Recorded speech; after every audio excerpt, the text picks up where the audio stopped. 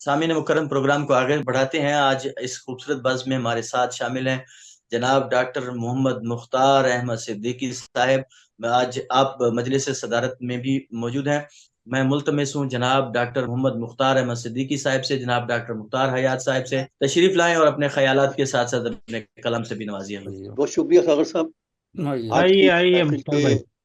آج کی اس محفل کے دولہ جناب عزیز بلگامی صاحب کی خدمت میں بہت دلی مبارکباد پیش کرتا ہوں۔ بہت شکریہ، بہت شکریہ۔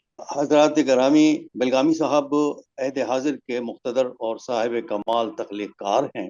بے شک آج کا یہ جشن غالباً یہ دوسرا جشن ہے ان کے لیے، اور اس سے قبل امریکہ میں بھی ایک تقریب ان کے لیے ہو چکی ہے، اور یہ ان کا حق تھا اور حق ہے۔ صالح اچھا صاحب نے ماشاءاللہ بہت خوبصورت اور بہت بسیط مقالہ عزیز بلگامی صاحب کے فن اور ان کی شخصیت کے تاکہ کوئی زیادہ گنجائش ہے کہ اس میں زیادہ تفصیلات میں جایا جائے، میں عزیز بلگامی صاحب کے ایک دو تین شعر پیش کرتا ہوں کہ ہم غزل کی بزم میں شائستگی کے ساتھ تھے، شستگی کے ساتھ تھے، پاکیزگی کے ساتھ تھے۔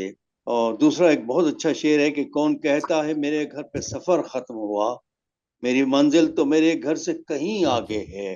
پھر دیکھیے کہ آبلا پائی نہیں ہے تو کہاں کی منزل، آبلا پائی نہیں ہے تو کہاں ارے کی واہ، منزل، اے مسافر تجھے زخموں کی دعا دیتے ارے ہیں، واہ، اے مسافر تجھے زخموں کی دعا۔